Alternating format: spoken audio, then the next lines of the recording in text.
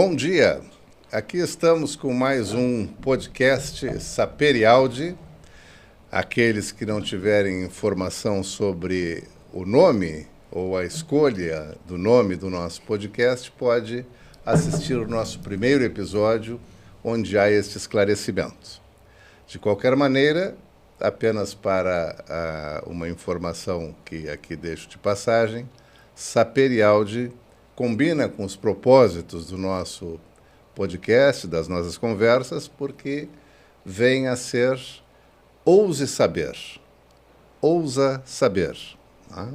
Como tradução direta do latim, a princípio de um antigo poeta, Horácio, e foi recuperada pelo filósofo iluminista alemão Immanuel Kant em um contexto bastante específico. Sobre isso, nós falamos no nosso primeiro episódio. E hoje nós teremos a grata satisfação de conversar com um colega da Universidade Federal de Pelotas, uma figura simpaticíssima, professor Edgar Gandra, do Instituto de História, da Faculdade de História, do curso de História, né, da Universidade Federal de Pelotas. Para que saibam quem é o nosso convidado, temos aqui um breve currículo para apresentá-lo. Ele possui graduação em História, licenciatura plena pela URGS, em 95, mestrado em História pela Unicinos, em 98, e doutorado em História pela URGS, em 2004. O professor Edgar Gandra foi bolsista do programa de estágio sênior CAPES no exterior, na Universidade do Porto, em Portugal. Professor colaborador do CITSEM, Universidade do Porto. Atualmente é professor titular, atuando no ICH, Instituto de Ciências Humanas, nos cursos de História presencial e na modalidade EAD. Também é professor permanente do Programa de Pós-Graduação em História, PPGH, da UFPEL. Tem experiência na área de História, com ênfase em História do Trabalho e Política. Tudo bem, professor? Tudo bem, uma grata satisfação estar aqui, né? Destaco a presença também, né, de outro historiador na mesa, né, teu filho, com muita honra é meu aluno também, né? Queria agradecer o convite, né? E é um debate muito interessante. Eu acho que esses espaços, né, que é uma conquista que a gente tem, porque utilizar as mídias, utilizar esses espaços de podcast e de outras mídias é fundamental hoje em dia frente ao avanço que a gente chama de uma perspectiva de pós-verdade, né? Então, todo esse espaço que a gente percebe que é um espaço crítico, é um espaço, né, de discussão do conhecimento, ousar saber, como, né, o próprio colega já falou, é fundamental a nossa presença, fundamental o nosso apoio também e a nossa admiração, logicamente. Né? Muito bem, professor. Também, complementando a fala do meu pai, eu também gostaria de agradecer muito que tu aceitou o convite, né? Que foi uma honra ser teu aluno, as aulas sempre foram excelentes, assim, eu acho que vai contribuir muito para o nosso projeto aqui, para o Saperialdi, justamente para essa questão, né, é um projeto que vai além da academia, vai além da universidade. Eu acho que ter um profissional tão competente quanto o senhor, né, na área da história, eu acho que vai agregar muito aqui para o nosso projeto. Obrigado. Eu só queria deixar claro que isso aí é quase uma retribuição, porque eu sou fã absoluto do teu pai, né? De longa data, então, né? Nesse sentido. Tá muito bem. Então, feitas essas considerações iniciais e com os agradecimentos mútuos de todos aqui, professor, nós estamos vivendo tempos um pouco diferentes em relação aos que vivíamos há não muitos anos atrás. E a mudança no cenário político é bastante visível, é perceptível. É claro que aquilo que alguns teóricos vêm chamando de pós-modernidade não implica exclusivamente em uma mudança na política, mas também mudanças comportamentais, mudanças, enfim, que talvez a história, sua área, um dia possa relatar com maior qualidade, porque agora estamos todos diante desta agitação momentânea e da velocidade em permanência, que é uma das características da pós-modernidade, estamos todos mais ou menos teorizando como jornalistas, não como historiadores. Estamos escrevendo no olho do furacão, não é? E eu noto que uma dos elementos que proporcionou alterações muito grandes na área da política foi o aparecimento, que não é meramente conjuntural, me parece, tem explicações de outra ordem, mas o aparecimento do que vamos chamando de direita extrema, né, de extrema-direita, que não é algo apenas brasileiro. Né? Nós estamos vendo o florescimento da extrema-direita no mundo. Veja-se apenas exemplificativamente, e obviamente não tenho todas essas informações, mas o caso da Hungria, não é? o caso da Turquia, não é? E agora essa forma um tanto imperial de gerir os Estados Unidos, né? do presidente Donald Trump, enfim. E como é que a história está vendo a ascensão desses movimentos vinculados à extrema-direita e o aparecimento de um certo populismo também de extrema-direita? Então, é interessante, muito interessante a pergunta, professor Pedro, porque a gente percebe o seguinte, há duas questões aí. Primeiro, a questão da novidade, né? Como essa nova extrema-direita, a gente percebe no início do século XX que ela já estava aposta, né? Então, tinha vários discursos muito próximos, inclusive, de agora. Se tu vai pensar a própria ideia de xenofobia, né? Que está vinculada à questão da imigração constante, né? A própria ideia de criação de um inimigo interno, né? Que é o mote de todas essas direitas que a gente está vendo, né? Então, tanto nos Estados Unidos como aqui, em outros lugares, vamos dizer assim, um ressignificar do comunismo, de uma emergência desses indivíduos perigosos, né? Uma quinta coluna interna. A ideia de um medo ela está muito vinculada a um cenário de crise, né? Então, se tu pensar bem,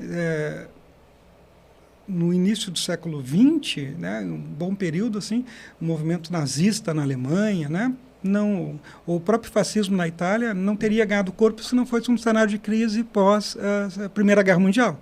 Então, na crise começa uma emergência de vários cenários muito complicados, né, sobretudo econômicos e sociais, e a partir daí abre espaço para um discurso simples, né, que é a ideia que todas as culpas, todas é no outro, né, e a partir de se eu eliminar o outro, ou se tu me der poder suficiente para mim eliminar o outro, eu vou resolver os problemas, né.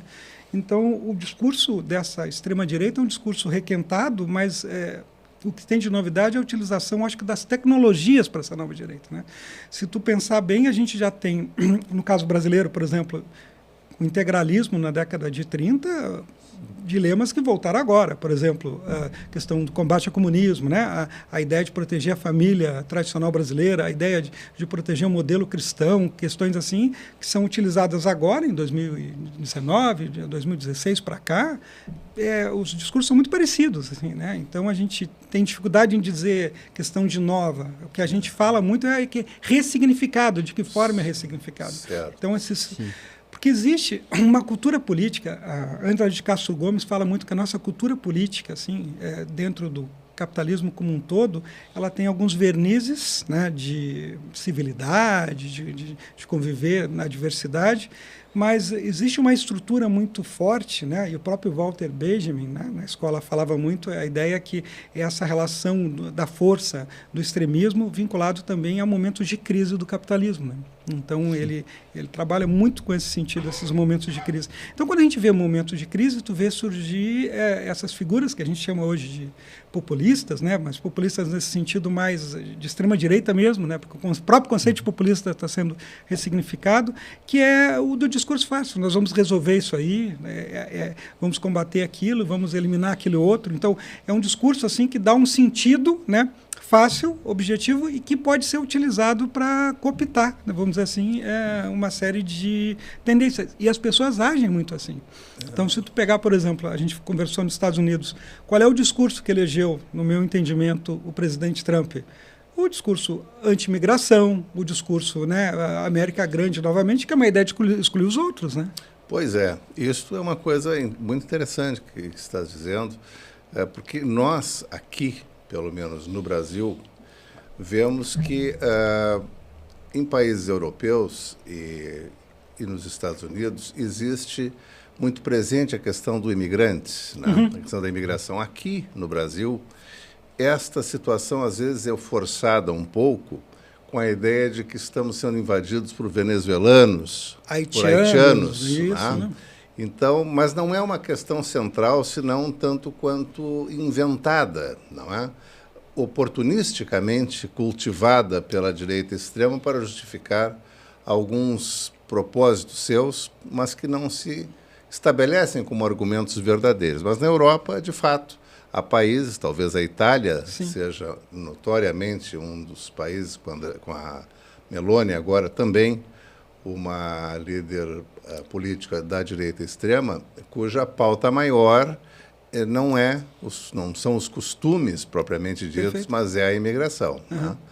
Eu, não faz muito tempo, li um livro de um autor, até mencionei aqui com o professor Galo, nosso colega da UFPEL, Carlos Arthur Galo, um livro de um repórter do New York Times, Max Fisher, que é A Máquina do Caos, onde ele menciona a participação inequívoca das redes sociais ou das big techs na estruturação da subjetividade humana, voltando-a para a pretensão de negar o outro, de excluir o outro, e sempre este outro é aquele que ocupa um lugar, digamos assim, de ruptura com aquelas intenções que eles têm, né, de ódio, não é? De enfrentamento do inimigo imaginário.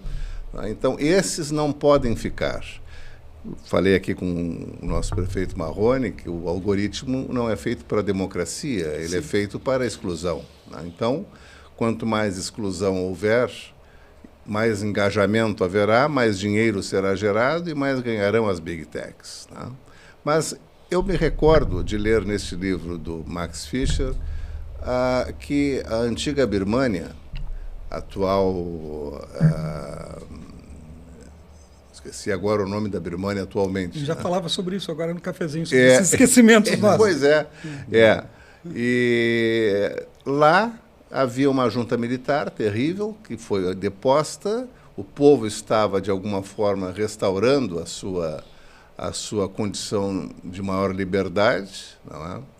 E as redes sociais cultivaram o dissenso e isso provocou a restauração, o recrudescimento dessas forças militares birmanesas que retornaram ao poder.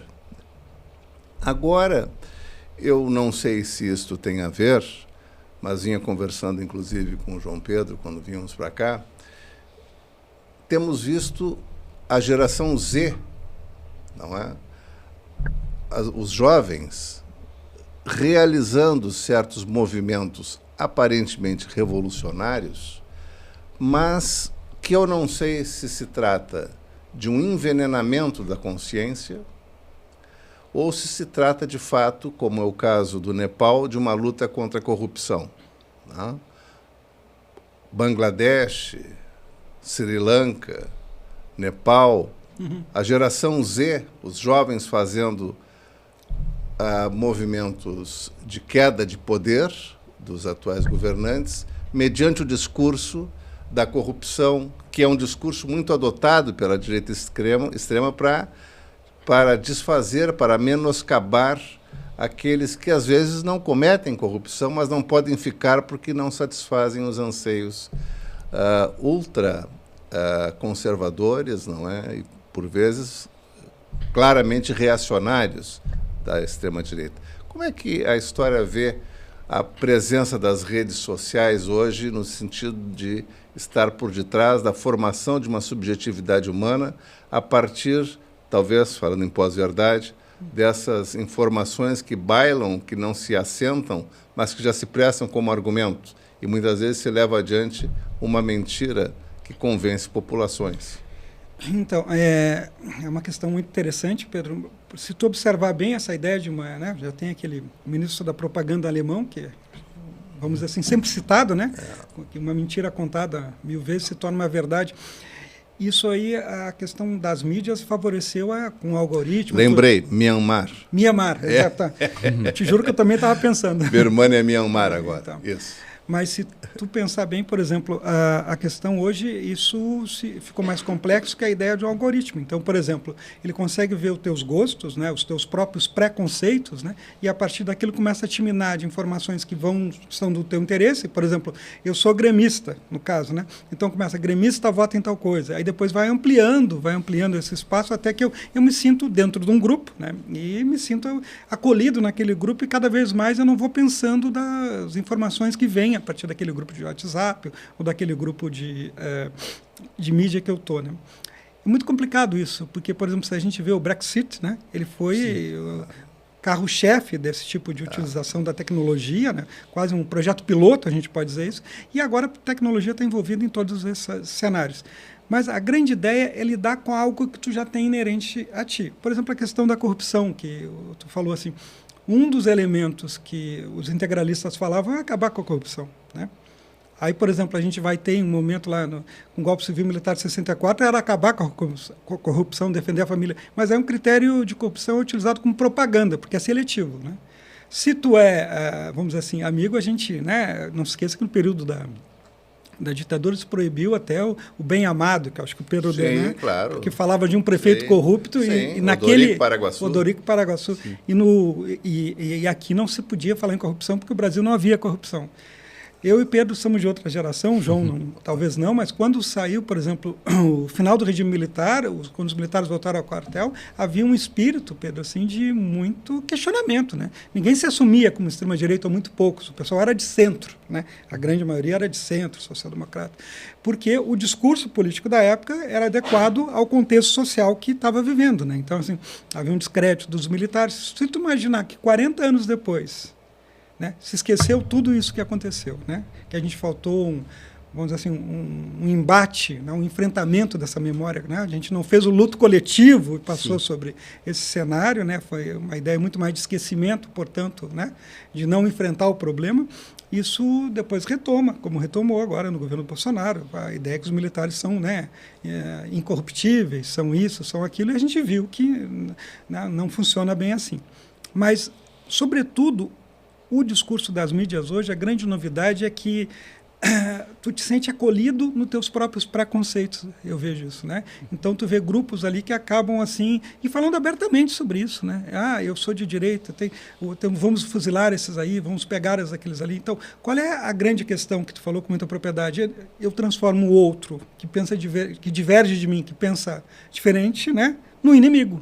Então, como inimigo, se a gente pensar uma perspectiva até militar, o que eu faço? Eu tenho que destruir, eu tenho que conter, certo? Então, em vez de eu entender, né, o meu conterrâneo, né, com uma postura diferente a minha, conviver na diversidade, eu nego ele e eu quero acabar com ele. Então, a gente vê esses atos de violência, essa questão presente, assim, exatamente isso. Inimigo a gente destrói. E as mídias favorecem isso, né? Como as mídias favorecem essas pós-verdades, né?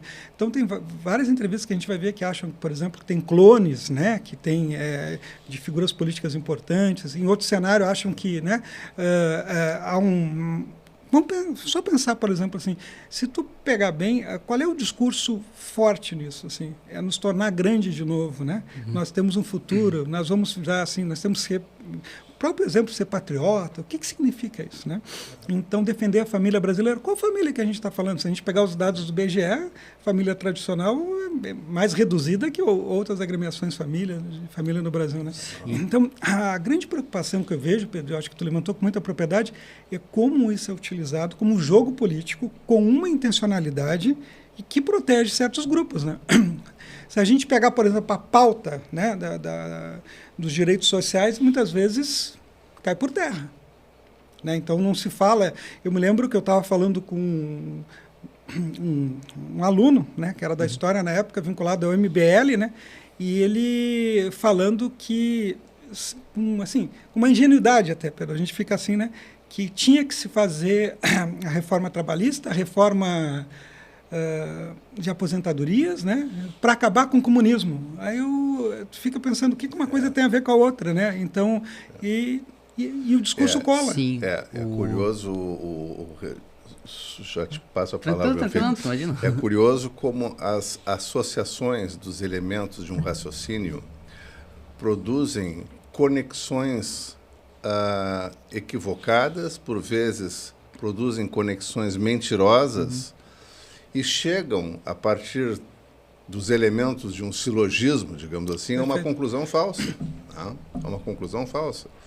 Recordo um exemplo de Aristóteles, né, que mencionava, para ensinar como é possível criar um silogismo formalmente correto e materialmente falso, dizendo, vamos imaginar, né, os locais eram outros porque não se falava em Itália ainda, mas vamos imaginar assim, ele teria dito: todas as nações europeias são penínsulas, a Itália não é uma península, logo a Itália não é uma nação europeia. Está formalmente correto, mas está materialmente errado, porque nem todas as nações europeias são penínsulas, a Itália é uma península e a Itália é uma nação europeia. Então, a veracidade das proposições que compõem um raciocínio do ambiente da pós-verdade é complicadíssimo, né? Porque tu formulas conclusões cujo sujeito que emite a opinião está convencido da sua correção e a defende, quando, na verdade, existe um erro original que pressupõe que esse sujeito esteja com a sua consciência anestesiada de tal forma que ele não se perceba e não perceba a si no mundo. Perfeito. E ele emite juízos que são altamente perigosos, especialmente quando se disseminam, né, meu filho? Sim.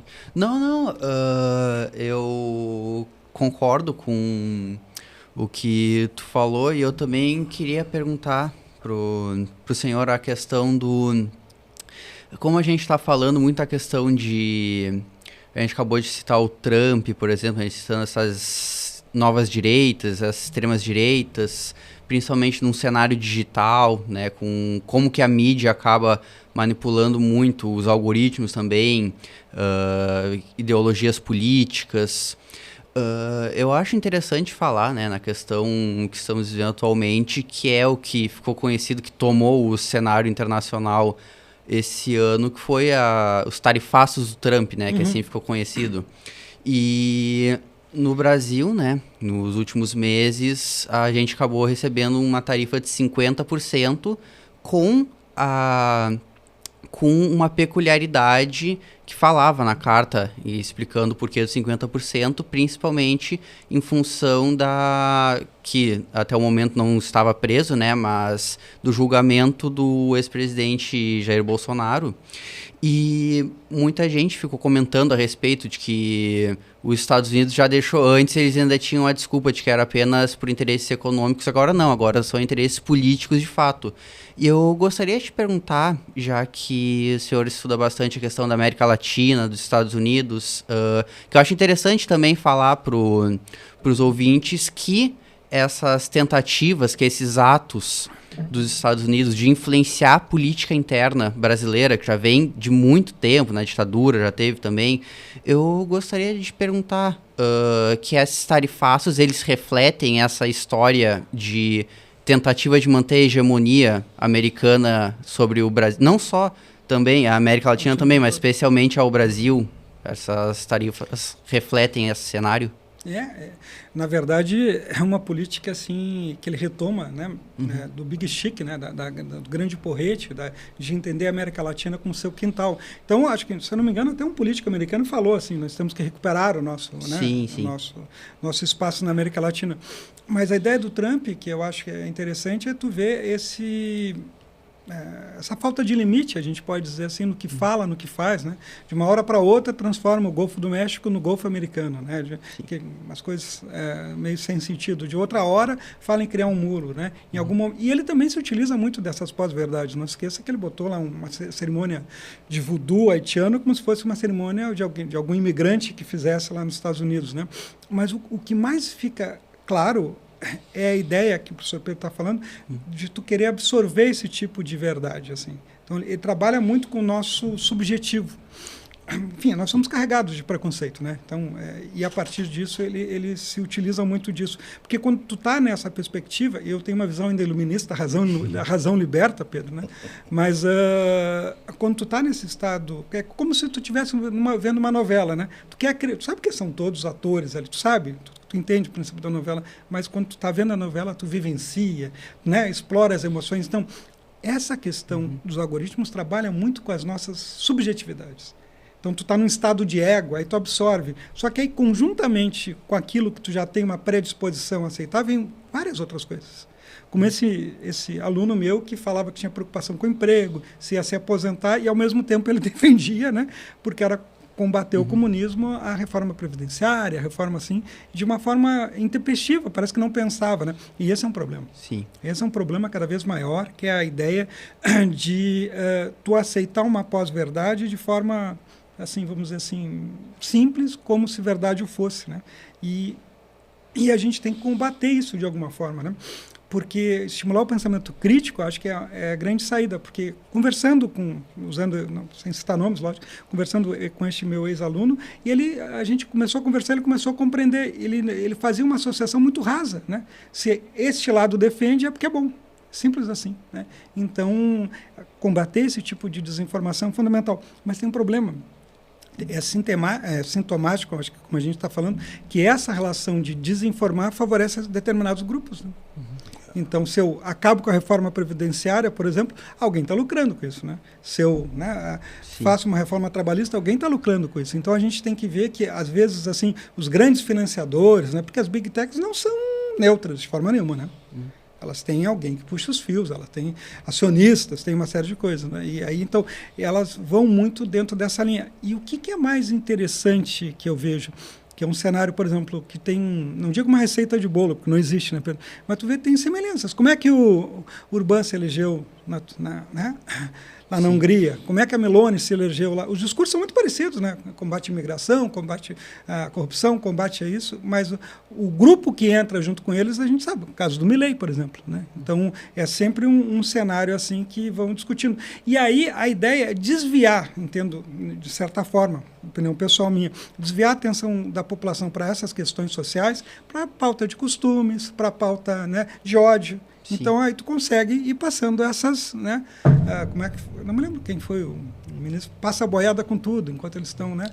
Foi o Salles. Foi Salles, né? Então, é uma ideia muito clara. Então, tem um sentido nisso, né? Sim, da mesma forma, no governo Trump, ele tem os apoiadores, né? Que vão muito além do movimento América Grande, novamente. Eles têm apoiadores, grandes financiadores, né? Então, o próprio anterior presidente, né? O Biden dizia que agora tem uma oligarquia, tem uma oligarquia que está tomando poder nos Estados Unidos, né? Então, a gente percebe isso de forma... de fato, e isso me faz lembrar, dobrando um pouco a esquina para seguir a conversa, não de uma maneira tão cartesiana, mas dobrando um pouco a esquina, o monopólio da comunicação humana, hoje em dia, está nas mãos de poucas pessoas. Sim. Tá? E, para além daquelas do jornalismo empresarial, digamos assim, aqueles que querem enfrentar o sistema, uma vez que boa parte das razões que proporcionavam as grandes manifestações de rua arrefeceram com o fim dos sindicatos, com o fim não do fim dos sindicatos, mas do imposto sindical, que fez com que nós tivéssemos um enfraquecimento muito grande dos movimentos coletivos, né? Mas aqueles que querem reagir contra este mundo que temos, contra a ascensão da extrema-direita, contra a acumulação desmesurada do dinheiro nas mãos de tão poucas pessoas, boa parte delas donas dos meios alternativos de comunicação. Por exemplo, essa nossa conversa irá parar no YouTube, não é? Irá ser difundida no Instagram e no Facebook. O Instagram e o Facebook são de uma só pessoa, Mark Zuckerberg. O YouTube, eu não sei quem é o seu proprietário, Não. Mas, enfim, a maneira de reclamar contra o sistema é dentro do sistema. Isso é uma coisa que me causa um certo desconforto de ordem moral, porque eu faço uso do que eu critico para criticar exatamente quem me fornece o meio. Tá? Agora, como é que eu faço se a mídia empresarial também não é crítica? Perfeito.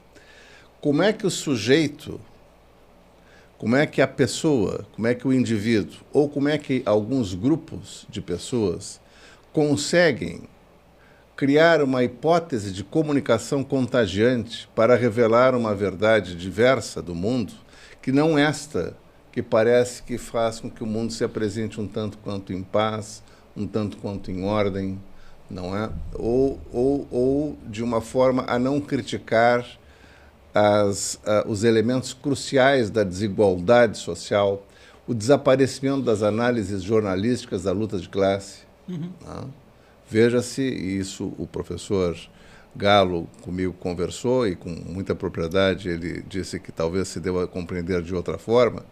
Eu entendo o ponto de vista dele, claro, mas eu vejo que o aparecimento das chamadas, talvez perigosamente, questões identitárias foram assumidas pela racionalidade woke, não é? E a esquerda comprou.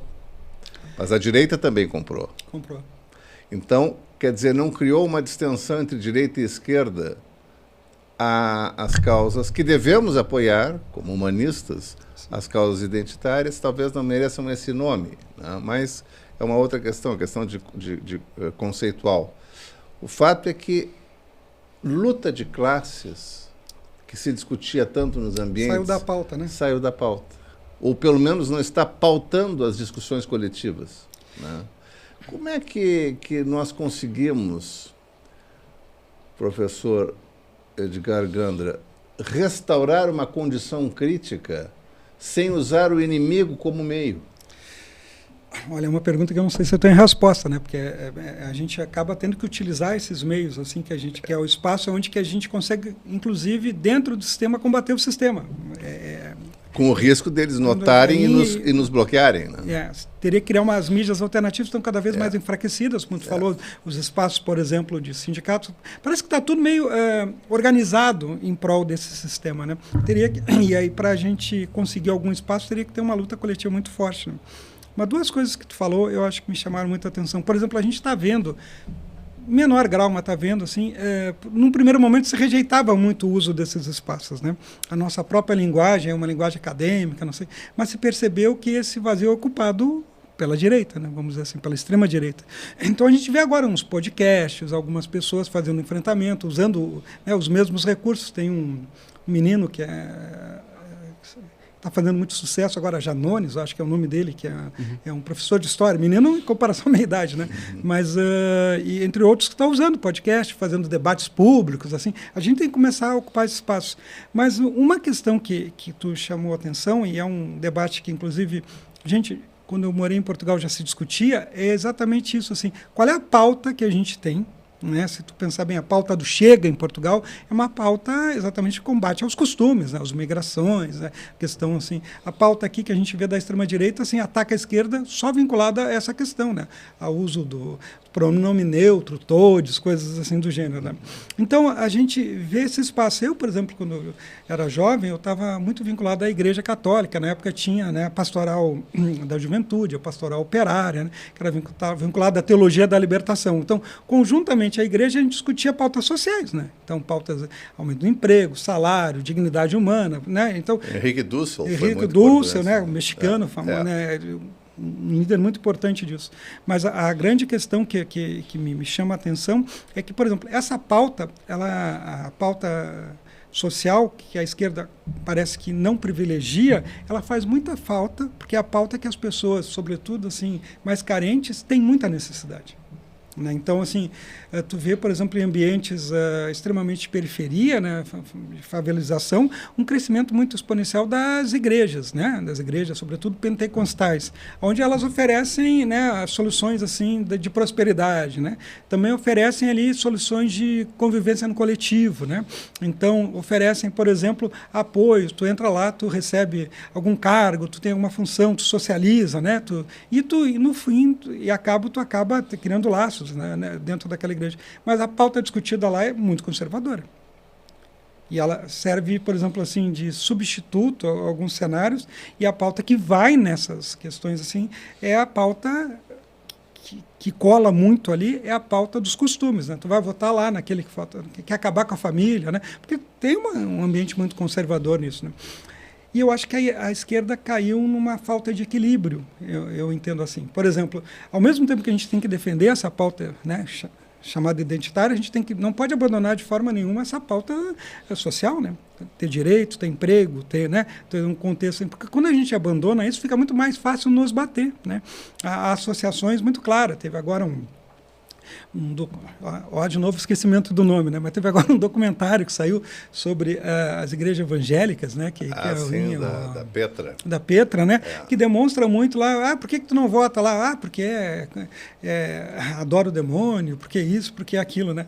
Mas a Petra, de certa forma, ela fazia uma leitura, eu achei muito interessante, que a gente tem que retomar essas pautas sociais para retomar essa parcela da população muito carente de pautas sociais, que não está entendendo muito bem o que está acontecendo, né? Então, eu consigo, por exemplo, fidelizar alguém em uma pauta, inclusive contra ela, a partir dizendo que eu estou combatendo esse identitarismo, entendeu? Que isso aí é coisa, né? Erradamente isso é coisa do mal, coisa do demônio, coisas do gênero, assim, que são, enfim, utilizados como mercadoria de barganha numa troca política, né? Eu voto nesse porque eu estou votando na família, mesmo que ele esteja tirando todos os meus direitos sociais, esteja fazendo trabalhar muito mais tempo. E em ambientes sociais mais empobrecidos, pessoas mais desvalidas, onde a possibilidade de disseminação de uma falsa consciência é maior, né? A facilidade é maior.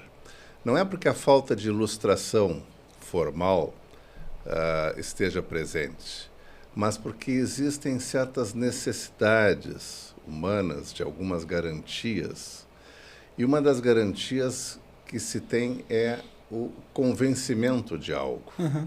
Nós precisamos estar convencidos de algumas coisas para existir de alguma forma. Um homem sem convencimentos é um homem desesperado. Um homem que sente que não está entendendo nada é um homem aflito. Portanto, quando se oportuniza a possibilidade de discurso para pessoas altamente necessitadas, que não estão compreendendo nada do mundo, que vivem, como se diz, da mão para a boca. Uhum. Essas pessoas compram facilmente um discurso conservador e reprisam aquilo que serve, aí sim, a interesses de pessoas que com eles enriquecem. Porque eu, já há muito tempo, chamo as igrejas neopentecostais, especialmente as neopentecostais, de igrejas empresa. Sim. Né? Como se fosse um empresário. Mas atua dentro dessa perspectiva. Dentro tem plano de metas, tem plano de carreiras, né? Exatamente. Né? Então, quer dizer, o que menos ocorre é a aproximação, digamos, mais originalmente aproximada do que seria uma mensagem cristã. Uhum. Ao contrário, né? Se tornam espécie de mágicos, né? Uma espécie de formadores de pensamento mágico, que convencem facilmente uma pessoa que não está convencida de nada, que precisa de algumas certezas, e aquele que lhe favorece o espírito dando uma certeza, ela dá até dinheiro. Uhum. Que é tudo o que eles querem. Né? Então, isto é uma coisa complicada no sentido da formação da psique humana contemporânea. Né? E sempre foi. Quer dizer, a Igreja Católica cumpriu esse papel também em outros tempos da história da humanidade. Veja essa Idade Média. Né? Então não vamos dizer que estamos distante de todos os tempos. Não, estamos agora numa revivescência de uma potência religiosa nas mãos de um outro tipo de estrutura teológica, né? Sim, e é muito interessante, Pedro, essa questão, e tu observa, por exemplo, a ideia de como isso avança para a política, né? A bancada evangélica é enorme, né? E qual é o reflexo disso, entendeu? Então, a própria ideia de como é que eles controlam, que tem que a gente está numa guerra, e o discurso é esse, a gente está numa guerra, né? Os cristãos estão em minoria, os cristãos têm que ocupar esses espaços, e aí, o que vai acontecer nesse cenário, né? É algo complicado, porque tem um caráter dessas igrejas neopentecostais muito disciplinadora, né? Repreendido em nome de Deus, tem que fazer isso, tem que fazer aquilo, mas a gente percebe que isso tem uma intencionalidade, né? No fim e a cabo, né? E o problema dessa intencionalidade, Pedro, é exatamente isso, assim, ó. Tu conduz, né, a esses grupos que deveriam ter um espaço de cristão, tu vai estar ali numa igreja, né, para vivenciar aspectos religiosos, assim, né? Em vez de tu ter isso, tu tem um debate político muito violento, né? Então, se a gente pegar assim, violento mesmo, criar um inimigo. Então, por exemplo, a gente vê pastores dizendo que se der um tiro na cabeça de alguém da esquerda, leva 2 dias para morrer. Só olha a gente olhar no YouTube, que a gente percebe, a gente vê. Então, não é um discurso que a gente imaginaria daquele pastor clássico, né, que faria um discurso bíblico, né? E da mesma forma, a gente percebe que os movimentos sociais não estão mais presentes nesses espaços, né?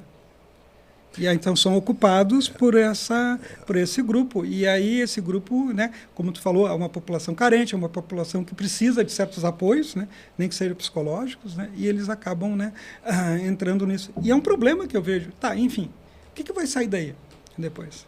A gente vê, por exemplo, e não é um problema só no Brasil, a gente vê, por exemplo, se não me engano agora, que tem que ler os 10 mandamentos, né? Não me lembro qual cidade, qual estado americano agora. O cara tem que debater os 10 mandamentos, que é um princípio religioso, e eu vou debater em sala de aula, que deveria ser um espaço laico. Sim. Tá, e o que disso, né? Onde é que a gente vai chegar com isso? A grande pergunta é nesse sentido, né? A gente defende todas as religiões, tem, né, todos os direitos, mas onde é que a gente vai chegar se a gente criar um espaço assim, misturando tanto religioso com laico? A gente já tem exemplos históricos como é que isso, né, constrói um espaço de negação. Talvez não considerar, aí talvez o direito tenha a dizer algo, não considerar certas práticas que formalmente são religiosas como religiosas, né? Considerar dentro do âmbito, por exemplo, do estelionato. Seria importante, né? A gente percebe... Porque aquele que faz a promessa sabe que não a cumprirá. E, portanto, ele vende algo que ele sabe que não entregará, né? Isso é o típico argumento estelionatário. E no princípio ainda te culpa, não te faltou fé suficiente para te atingir. Claro, ainda, né? te deixa com esse sentimento terrível da culpa. A culpa, aliás, é uma das coisas cultivadas pelas religiões para seu êxito. Né? Isso que está sendo comentado, eu acho muito interessante, né? Que, como o professor está falando, né, cria-se um inimigo em comum. E justamente esses grupos que vão se formando acabam acreditando em determinadas ideologias, mas que no fim, como o pai falou, os responsáveis por essas ideologias estão visando apenas o lucro. Teve agora, por exemplo, que ficou até marcante nesse mês, no dia 7 de setembro e do dia 21 de setembro, houve as manifestações dia 21 contra a PEC da blindagem, contra a anistia, e que se ergueu a bandeira do Brasil. E no 7 de setembro teve as manifestações pró-Bolsonaro que levantaram a bandeira dos Estados Unidos em plena independência do Brasil. Então, acho que eu acho muito interessante como que nota-se, até através de imagem, assim, nota o quanto que esses discursos são fortes. E agora, voltando para essa questão de como será que pode ser no futuro, como que essas pautas vão sendo encaminhadas, eu queria perguntar também que nota-se um enfraquecimento da hegemonia mundial, assim, por parte dos Estados Unidos. Nota-se, assim como foi com a Inglaterra, né? Os Estados Unidos hoje em dia, ele já está perdendo espaço no mercado e na política internacional para o Extremo Oriente, né? Principalmente para a China, que está vindo como a nova potência mundial nas próximas décadas. E lá eles possuem um sistema político que é, obviamente, muito diferente, né? Lá, por exemplo, as leis são bem mais restritas com relação a redes sociais, esse tipo de coisa. E eu gostaria de te perguntar para ti, professor, como ao longo desse tempo será realmente esse imperialismo americano, não que os Estados Unidos vai deixar de ser um país importante, né? Lógico que não, no cenário global, mas de fato ele está enfraquecendo, e será que a China, com o seu tipo de governo e também com sua expansão econômica e política no cenário internacional, ela está vindo de fato para substituir? Porque esse é um debate interessante, assim, aí saindo um pouco também, claro, utilizando um pouco de aspectos históricos. Será que esse é um futuro, assim, a China meio que vai começar a ditar culturalmente alguns países mais do Ocidente, como foi o caso dos Estados Unidos e Brasil? Talvez agora, com a aproximação da China, haja algumas mudanças no Ocidente? Bom, primeiro, todo império tenta ser universal, né? Por definição.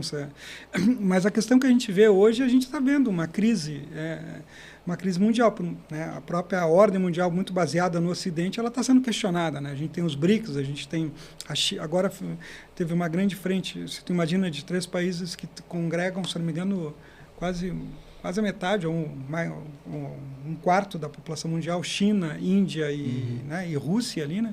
E eles estão firmando um bloco que, de certa forma, faz um enfrentamento. São todas potências nucleares, faz um enfrentamento, uma relação com os Estados Unidos, né? Então, a gente está vivendo um momento né, João, tu que vai ter que explicar isso aí daqui a um tempo, de transformação, de crise de paradigmas, né? Então, todo momento de crise é um momento onde que a gente tem, né? O velho ainda está presente e o novo não se substanciou. A gente está vivendo esse cenário de transição, que é muito significativo. O que vem daí a gente não sabe, mas porque a gente não, né? Todo professor de história não faz prognóstico, a gente faz pregnóstico, né?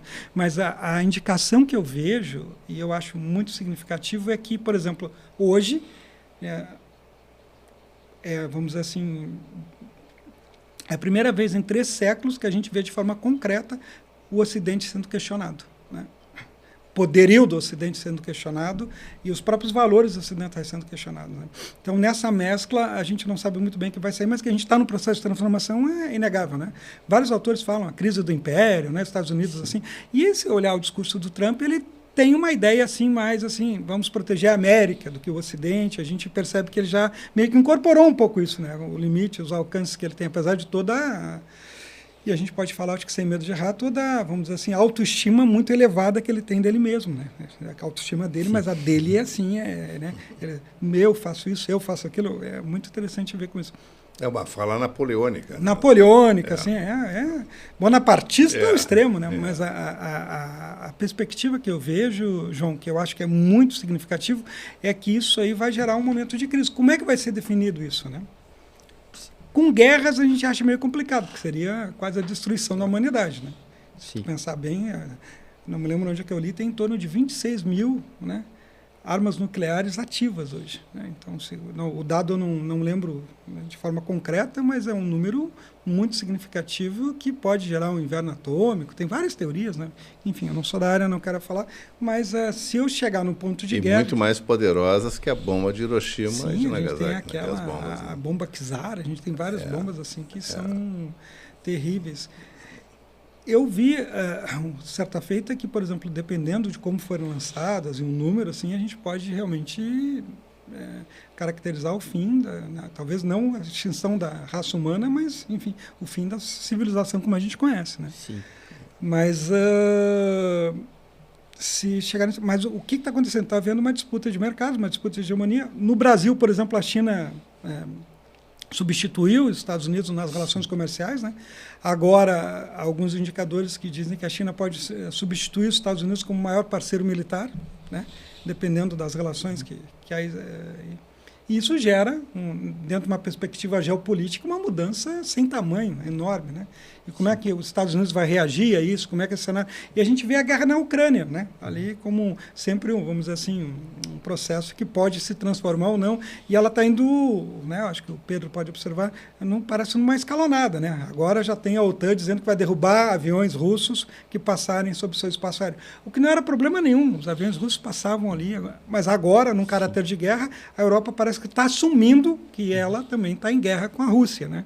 E se derrubar algum caça russo, como é que vai ser a reação? Sim.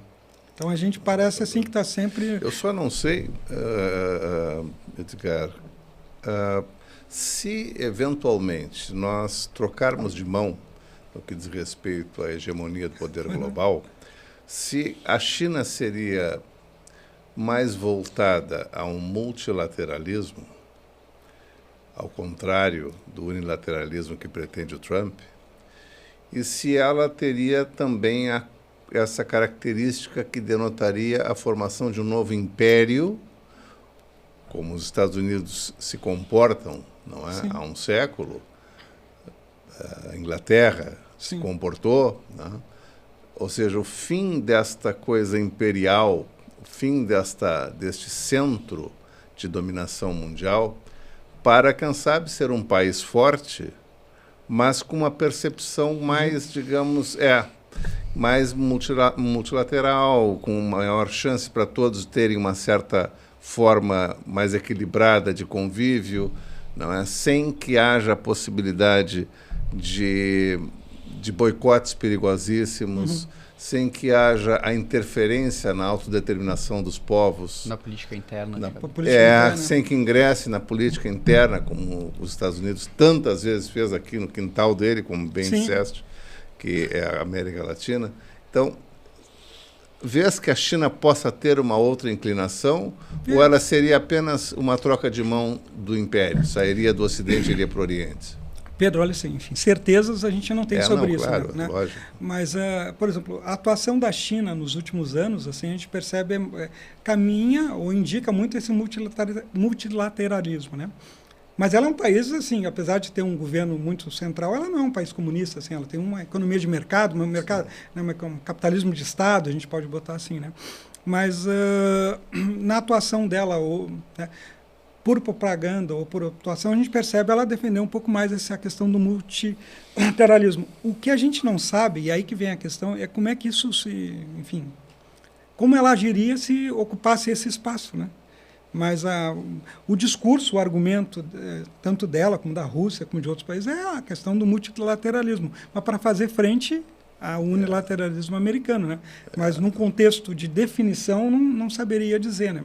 Até porque a gente não sabe como é que vai ser o jogo. E o enfraquecimento da ONU... Né, terrível isso, né? Terrível. Né? A ONU não tem voz para nada. O máximo que ela pede é, por favor, cessem fogo. Né? Veja só, claro, ela não tem um exército. Sim. A ONU não tem um exército. Né?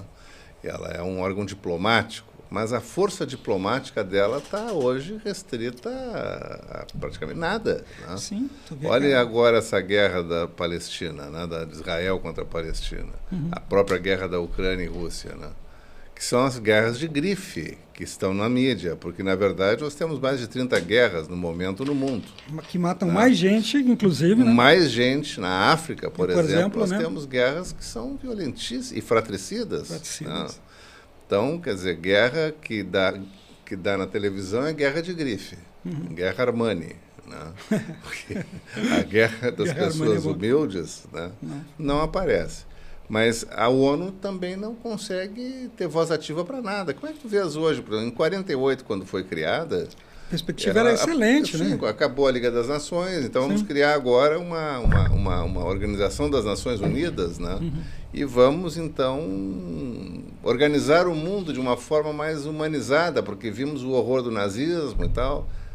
Mas agora recrudesce a extrema-direita, a ONU enfraquece, abrem-se portas para um neonazismo, abrem-se portas para um nazifascismo.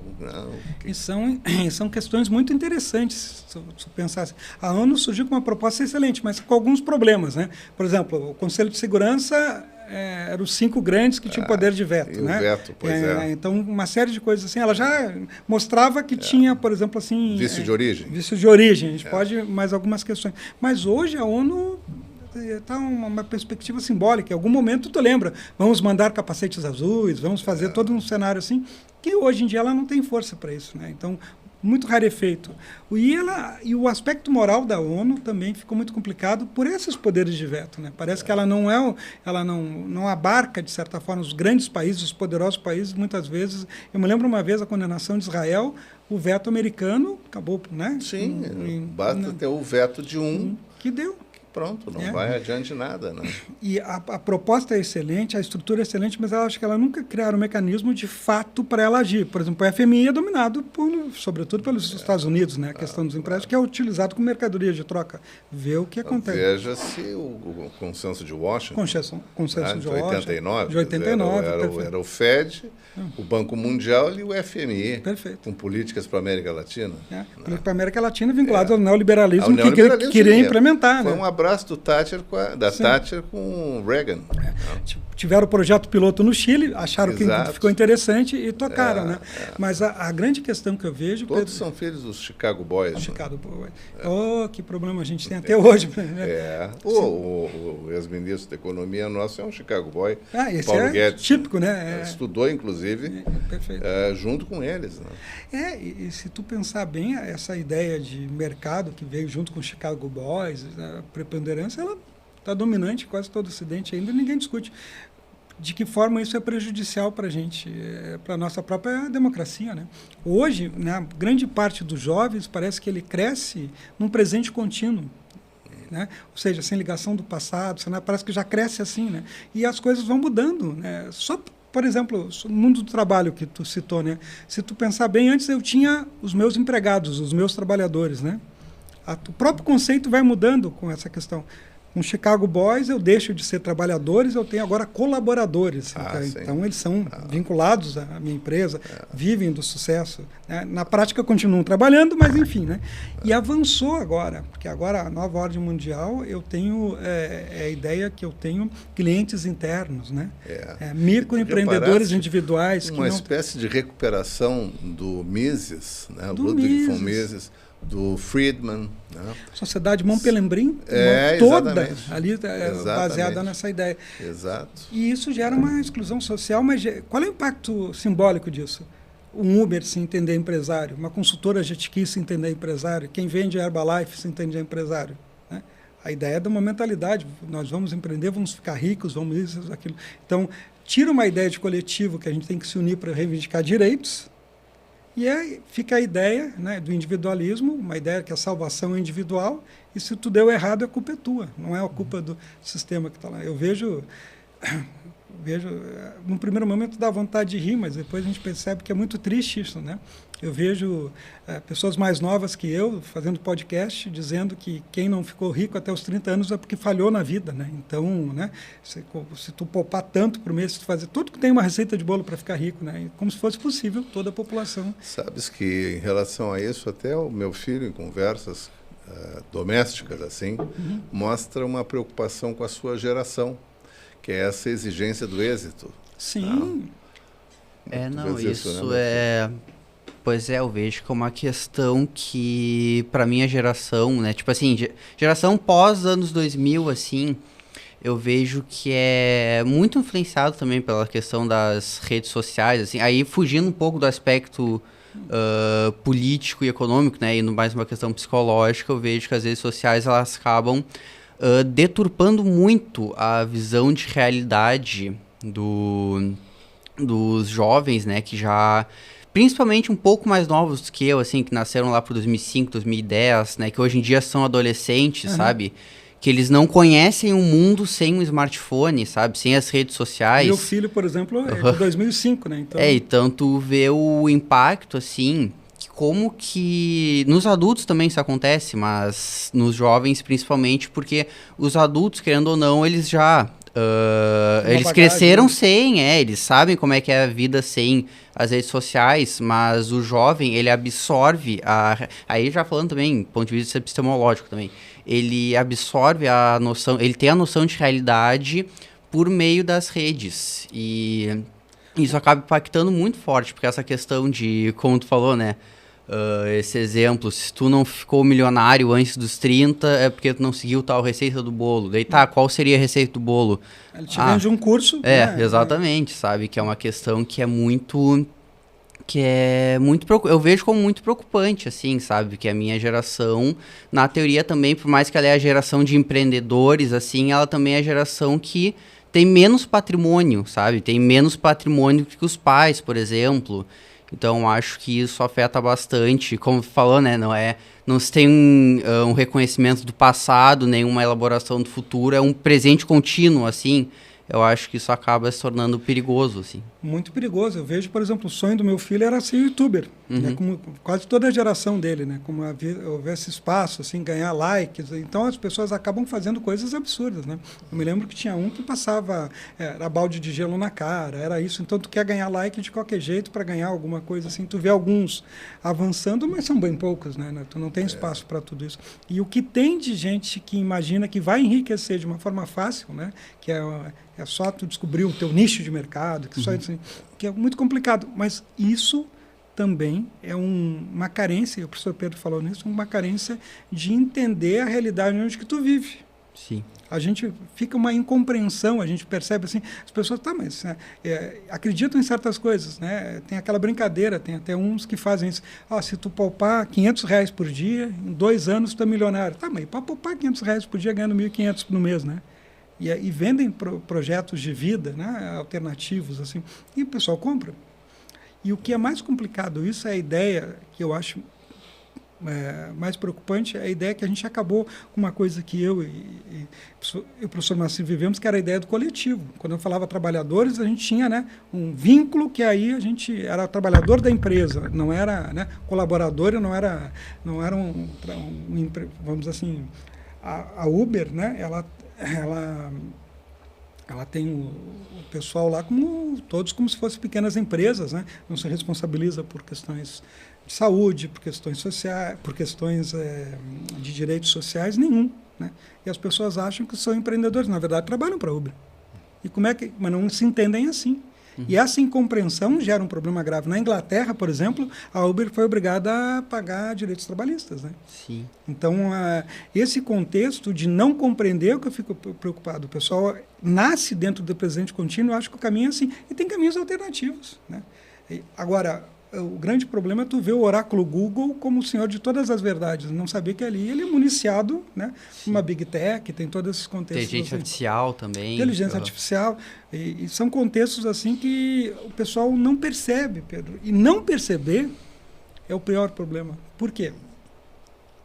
Porque tu não percebe que tu está sendo indicado, né? Aquilo que sempre se brinca. Gostaria de comprar um colchão. Começa a aparecer propaganda de colchão em tudo quanto é lado. Alguém está te escutando. Legalmente, isso aí não é um abuso da tua privacidade, né? Então, e ninguém fala nada, né? Então, é uma formação de opinião e uma lógica do consumo muito pesada, assim, que leva a um grau de infelicidade. Felicidade para essa geração é consumir. Sim. Né? Os tipos de consumo, assim, e a felicidade globalizada por isso. Para consumir é preciso ganhar. E para ganhar é preciso descobrir uma maneira urgente. E descobrir alguma coisa urgente para a sobrevivência implica em ansiedade. Perfeito. É uma geração ansiosa. Aliás, é o nome de um livro que um psiquiatra recentemente escreveu nos Estados Unidos, esteve no Brasil há pouco tempo. Acho que é Thomas Hard, uma coisa assim chamada a geração ansiosa, né? É um livro magnífico, né? Um livro magnífico. Eu conheço o livro e é verdade. Porque assim, se tu colocar o consumo como critério de felicidade, tu nunca vai ser feliz, né? Sim, lógico. no conceito que a gente tem. É claro. E uma outra questão, tem um livro do Peter Burke chamado Ignorância. Ignorância, eu tenho, eu li. Então, nesse sentido, como é utilizada essa ignorância social, né? Para o sentido da pessoa não se entender seu próprio lugar no mundo. Isso é complicado. Por isso, e aqui estamos nos encaminhando por fim, a nossa ampulheta já virou aqui, que é o símbolo do nosso podcast, é a nossa ampulheta. Perfeito. Fazendo com que findamos aqui, meu querido amigo, e muito obrigado, agradecendo muitíssimo a tua presença aqui, dizer que cumprimos com a missão da filosofia hoje, que é o que nos motiva muito ouvindo pessoas das ciências humanas, que é tentar tornar o familiar estranho e o estranho familiar, não é? Porque isto é um processo de entendimento das coisas, né? E a gente procura aqui pelo podcast tentar ouvir profissionais das diversas áreas, notadamente das ciências humanas, para nos auxiliar nesse projeto de fazer com que aquilo que a gente está acostumado, subitamente a gente desconfie, e aquilo que a gente acha profundamente incognoscível, de repente a gente começa a entender. Então, tornamos o familiar estranho e o estranho familiar. Professor, muito obrigado. Podcast Saperialdi agradece profundamente a presença do professor Edgar Ávila Gandra, nosso professor da UFPEL, do curso de História, e aguardamos para o próximo episódio um novo convidado que irá nos trazer também informações certamente valiosas. Meu filho, queres dizer tuas palavras? Não, né? Só como encerramento, né? Que eu gostaria de agradecer ao professor pela vinda. Acho que foi uma ótima conversa, assim. Eu acho que conseguimos... estamos cumprindo o objetivo do projeto, né? Que é trazer reflexões, trazer pensamentos acerca do contexto em que vivemos, né? Queria agradecer muito por ter aceito o convite. E acho que é isso, né? Aguardaremos os próximos episódios, então. E pedindo ao nosso ouvinte que vá no nosso canal do YouTube, Saperialdi, clique no sininho, se inscreva, clique no sininho e nos ajude a prosseguir. Muito obrigado a todos. Um bom dia. Professor. Gratíssimo.